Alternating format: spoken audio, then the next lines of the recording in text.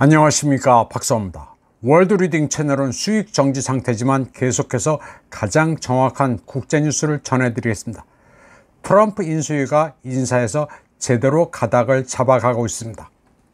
트럼프 당선인은 전 유엔 주재 미 대사 니키 헤일리와 전 국무장관 마이크 폼페이오를 차기 정부 내각에서 배제하겠다고 선언했습니다.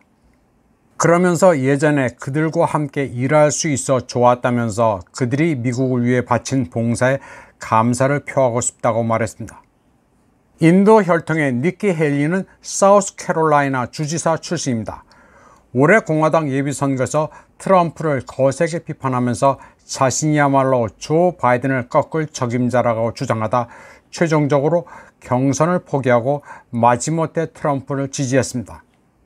트럼프 행정부 일기에서 CIA 국장과 국무장관을 지냈던 마이크 폼페이오는 트럼프 차기 행정부의 국방장관 후보로 하마평에 올랐지만 도널드 트럼프 주니어와 터커 칼슨 등 트럼프 주변 다른 사람들의 격렬한 반대에 부딪혔습니다. 폼페이오는 우크라이나에 무기를 제공하고 러시아의 에너지 부문에 강력한 조치를 취하자고 주장하는 전쟁광으로 트럼프의 선거 캠페인 기조와는 맞지 않았습니다. 한국 매체들은 트럼프 인수위가 네오콘을 전쟁광으로 낙인 찍어 배제한다고 주장하는데 낙인 찍는 게 아니라 네오콘은 전쟁광이 맞습니다. 한국 신문이 뭐라고 하면 거꾸로 해석하면 정확합니다. 폼페이오가 지난해 4월 키예프를 방문해 젤렌스키와 만나는 모습입니다.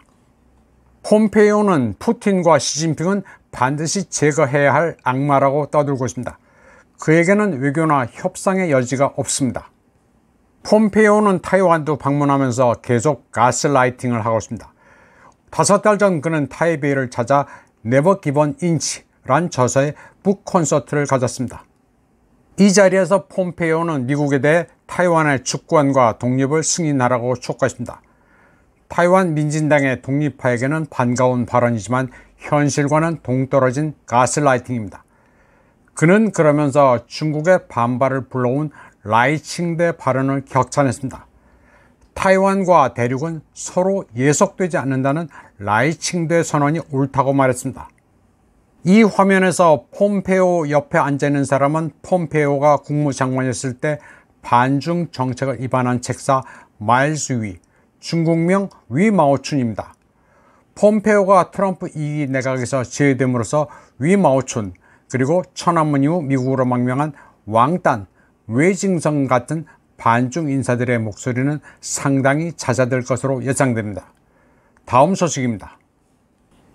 워싱턴 포스트는 소식통을 이용해 도널드 트럼프 미국 대통령 당선자가 블라디미르 푸틴 러시아 대통령에게 전화해 우크라이나 갈등과 그 잠재적인 타결에 대해 논의했다고 보도했습니다. 러시아 매체 RT는 The US President-elect has reportedly called the Russian leader. 여기서 reportedly called라는 문장을 썼습니다. 사실은 확인된 것은 아니고 신문 보도가 그렇다는 것입니다. 전화를 하면 한 거고 아니면 아닌 것이지 보도에 따르면 전화했다는 게 이상합니다.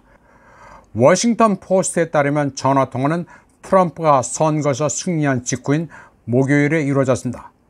트럼프는 푸틴에게 갈등을 심화시키지 말라고 촉구했으며 유럽의 미군이 상당히 주둔하고 있다는 점을 상기시켰다고 워싱턴 포스트는 소식통의 입을 빌어 전했습니다. 그 외에도 트럼프와 푸틴은 유럽 대륙의 평화 목표에 대해 이야기했고 트럼프는 우크라이나 분쟁의 조속한 해결을 위한 후속 대화에 관심을 표명했다고 워싱턴 포스트는 전했습니다. 워싱턴 포스트는 또 키예프가 통화 전에 사전 통보를 받고 이의를 제기하지 않았다고 보도했지만 정작 우크라이나 외교부 대변인 게오르기 티히는 그런 일이 없었으며 워싱턴 포스트 보도는 거짓이라고 반박했습니다. 그런데 아니나 다를까 드미트리 페스코프 크렘린 대변인은 푸틴 대통령이 트럼프의 전화를 받은 적이 없다고 밝혔습니다. 두 정상이 우크라이나 분쟁과 관련해 전화통화를 한 적이 없다고 말했습니다. 페스코프는 일부 유명신문 정보의 질을 보여주는 분명한 사례라고 덧붙였습니다. 그는 그런 내용이 절대 사실이 아니며 순전히 허구로 거짓말이라고 말했습니다. 미국 신문이 별의별 짓을 다 하고 있습니다. 금방 들통날 소설을 쓰고 있습니다. 한국 매체들은 워싱턴 포스트 보도를 그대로 베끼면서 트럼프가 푸틴에게 전화를 걸어 확전하지 말라고 경고한 것처럼 보도했습니다. 한편 러시아 지식인들이 트럼프를 보는 시각은 명쾌합니다. 트럼프는 바이든 일가와는 달리 우크라이나와 개인적 커넥션이 없으며 러소포비아도 아니라는 점은 높게 평가합니다.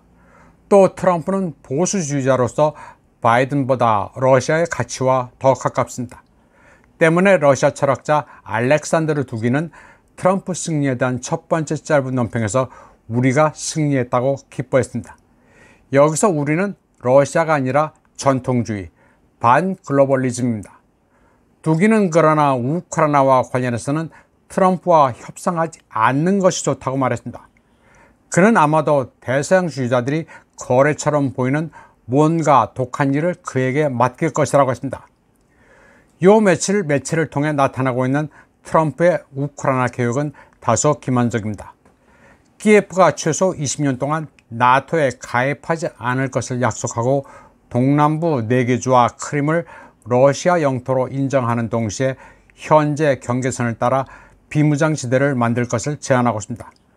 그리고 그 비무장지대 통제는 유럽에 맡기고 미국은 러시아의 향후 공격을 막기 위해 키예프에 무기를 계속 공급하는 방안입니다. 참고로 대전차 미사일 제블린의 키예프 공유도 트럼프 1기 행정부 시기인 2017년 12월에 했습니다. 그리고 같은 시기 트럼프는 아랍 세계의 반대에도 불구하고 예루살렘을 이스라엘의 수도로 인정했고 2019년 3월에는 이스라엘의 골란구원 영유권을 인정했습니다. 또 이란 혁명수비대 사령관 카셈 술레이마니를 암살하라는 명령을 직접 내린 장본인이기도 합니다. 트럼프는 직접 큰 전쟁을 시작하지는 않았지만 타오르는 갈등에 많은 연료를 제공했습니다. 서방의 어느 누구도 서방의 최전선 휴전의 실제 목표가 군대를 재편성하고 우크라이나 군대 수를 늘리며 무기와 돈을 공급하는 것이라는 사실을 숨기지 않고 있습니다. 그러나 러시아가 적어도 2021년 12월부터 요구해온 안전보장에 대해서는 어디에도 언급이 없습니다. 또 서방 정치인과 정치 전문가들은 비무장화나 비나치화 같은 군사작전의 명시적인 목표에 대해 아무것도 듣지 못하고 있습니다. 트럼프는 러시아가 민감해하는 부분에 관심이 없습니다. 트럼프에게는 더 이상 미국의 자원이 소모되지 않도록 우크라이나 분쟁을 종식시키는 것이 중요합니다. 또 미국 무기 산업이 얼어붙지 않도록 우크라이나에 무기를 공급할 가능성이 남아있어야 합니다. 트럼프는 협상 테이블에서 러시아로부터 노라는 대답을 들으면 우크라이나에 대한 무기 공급을 늘릴 것이라고 러시아는 보고 있습니다. 푸틴 대통령이 발다이에서도 언급했듯 상생 외교는 앵글로색슨족에는 상당히 이질적입니다. 누가 협상을 하든 그들의 관점에서는 분쟁 해결이 러시아를 승자로 남겨서는 안 됩니다. 워싱턴의 새 정부는 무엇보다도 모스크바, 베이징, 평양, 테헤란 측을 무너뜨리고 브릭스를 파괴하는 동시에 러시아를 유혹해 중국에 대항시키려 할 것으로 예상됩니다. 그러나 베이징이 바보가 아닌 이상 여기에 넘어갈 리 없습니다. 트럼프의 백악관 입성은 러시아의 많은 사람들에게 우크라이나에 대해 우호적 합의에 도달할 수 있다는 환상을 심어주는데 이게 굉장히 위험한 현상이라고 러시아의 국제문제 전문가들은 보고 있습니다.